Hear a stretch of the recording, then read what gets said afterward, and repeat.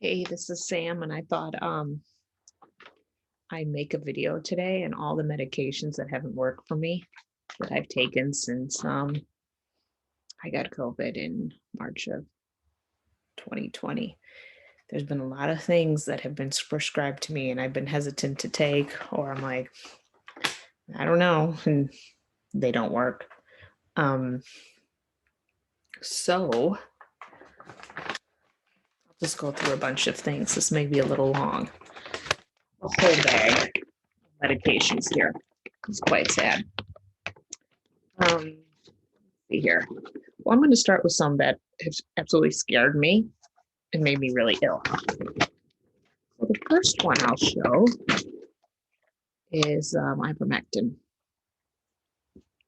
So um, for the people that have taken ivermectin, you know ivermectin's a little different because it comes in a box, and I'll show another one that comes in a box, but it comes in these like that. And I was prescribed 9 milligrams in the morning and 3 milligrams at night, but I took 6. I had a really bad feeling about taking it. So the first day I took it I took 6 milligrams. So I took 2 tablets and I had, what do I say? Like a stabbing pain that went from the back of my head, horrible stabbing pain. I was like, oh my God. And then the dizziness, which I know headaches and dizziness are kind of common side effect, but this was a really horrid headache. I want to say 3 to 4 hours after taking it, my heart rate just went through the roof. It went from me just sitting there to like 80, from 80 to 130. And it just kept going and going and going for several hours. And I was like, oh, I was scared. I almost went to the ER that day. Not that they can really do anything for me other than giving me an IV of saline, but I was just scared, which is common when any time that my heart rate has gone up to 130, I freak out and I'm like, oh, I got to go to the ER, because it normally at this point doesn't go up that high unless it's medication induced. Or I'm walking far, or it's really hot out. That's a different story. But if I'm just sitting and it's like a normal temperature, heart rate shouldn't go that high. So it messed my heart rate up. And then when I went to bed that night, I woke up gasping for air, like someone was holding me down, and my head hurt so bad. And the next day, I was so sick to my stomach, so sick to my stomach. And then when I went to the bathroom, it was, this is too gross. Like I was going to the bathroom like black.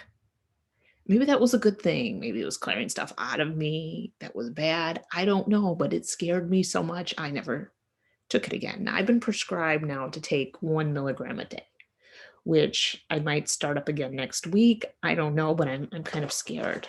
I was told it was because the dosage was too high for me, which could be, but I'm still freaked out to take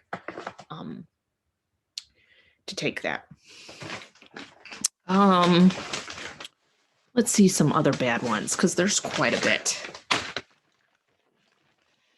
So surprisingly, I'm going to show this. Let's see here. Okay, so this was prescribed to me after beta blockers weren't doing too much for me, and I was prescribed Everbraden. We're on the track of like boxed medication. This is another one. Comes in a box. I was told to take half of 5 milligrams. I was instructed to take it, if I recall, I want to say it was twice a day. I want to think it was twice a day, 2.5, but I only took it once because it was so bad. I think that's what was directed. I had to order out of Canada because my insurance wouldn't pay, and it was $500 and some a month. I had to pay $90. This made me extremely lightheaded, weird feeling like that, just feeling out of body. And I, the second day I took it, because I tried it the first time and it gave me kind of a headache and it didn't do anything for me. And it made me kind of lightheaded. So I was like, yeah, this isn't going to work. The doctor told me then you need to give it a full week. I took it 2 days. The second day, I ended up passing out in the lawn, on front lawn with my dog, face down, just got so lightheaded, I just passed out. So yeah, I did not take this anymore. And I didn't see it doing anything for my heart rate. I had high hopes for this Everbrating. I had high hopes, but that didn't work. Let's see what else. So I think I have mast cell. No one's confirmed it yet. I have going to an allergist in December that test for it, but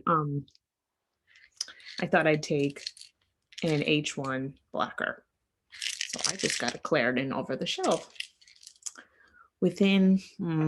So I took it and I'm like, I want to take a shower. You know, showers aren't fun anyway if you have POTS because the hot water gets too hot. You get kind of dehydrated. So I took one tablet and I'm in the shower and I'm like, oh God. It was like one of the worst. My heart rate and my blood pressure. I just knew it was extremely bad and it was going up and up and up. I was starting to see stars. I had to sit down. So I get out of the shower. I had soap still in my hair, whatever. And I had to literally crawl with a towel down the steps. And I searched. I was screaming, get me a propanolol, get me a propanolol. And I took 5 milligrams of that just to get my heart rate into like the 90s. My blood pressure was like 170 over 120 at that point, all because of this stupid Claritin, which by the way didn't help me breathe any better or anything. I went to urgent care and he told me my skin was gray. I guess my veins completely got dehydrated from that. I mean, it took all the everything that was liquid out of my veins. You know, I was completely dehydrated. It took like 3 nurses to actually get it in a vein.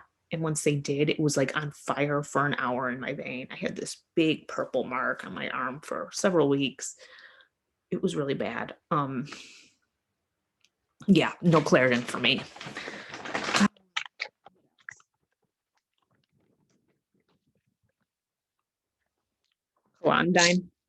Colonidine here. Shouldn't have been prescribed for me. I have low blood pressure when I'm sitting down. It made me very, very sick and it changed my mood. That didn't work. And it was a small ass dose. That was like 0.1 twice a day. Yeah, it didn't work for me. Yeah, my blood pressure goes up when I stand, but it's not extremely high. But like when I sit down, it's really low. It can get down to like, you know, 80 over 40 sometimes. So we don't want that. Midodrine was prescribed to me for my POTS. And what it did was cause my heart rate to go up, anxiety, insomnia for like 4 days. I felt sick. I only took this, I think, 3 doses. I was taking twice a day. Oh my God, it was horrible. Don't take Midodrine. If you have, I think all of us that have COVID POTS have heart rates that go, blood pressure that goes up when you stand. So that is bad news. Let's see, what else do we have here?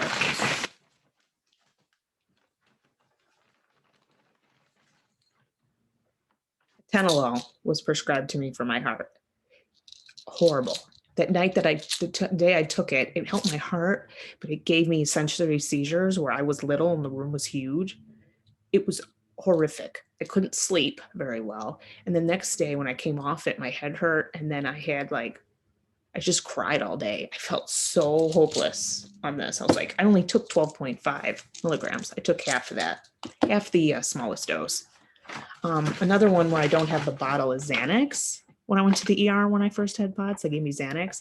And I had I would say a petite seizure from that, which, gosh, none of these things would have happened before. My whole body was jerking and I don't know if it was just jerking or like a small seizure, but it was pretty awful. What else here? I'll do another video where actually the stuff that's worked. It'll be a lot less. Let's see. Anything else? Good old prednisone, 5 milligrams of this. This put me into the ER. I started sweating like several hours after taking it. Again, maybe 3 or 4 hours after taking it. I ended up sweating really bad and my heart rate kept going up and up and up. So I went to the ER, it was like 140. And even with the IV, it was only at like went down to like 105 for my heart rate, and I had the shakes and everything. Good thing with 24 hours it was gone, but like I'm not taking prednisone ever again, I swear. The generic one of Lipitor, after about a week or so, my glucose went up to like pre-diabetic. I would have hyperventilation after taking it. Extremely thirsty, burned when I peed. So yeah, this isn't my favorite one of the drugs. And then I have a few here, just very few that worked for me, and I can go over those. But yeah. Oh, and the JJ vaccine, which caused me in the ER too for my heart skyrocketing. I feel like that's a tendency because all these things aggravate my veins or dehydrate me a little bit. If they don't dehydrate it, they're aggravating my veins. So that's what happens. So yeah, I just thought I'd share some of these. If I think of anything else I've taken that didn't work, which I think I covered everything, I'll let you know. I'll do diet in another video too. The diets and the diet has really helped me that I have now, but these are all the medications that were bad news. So I hope you got something out of this. And if you have tried any of these, let me know how they worked. But yeah, those didn't work for me. So yeah, that's it. I'll be back on here soon. Bye.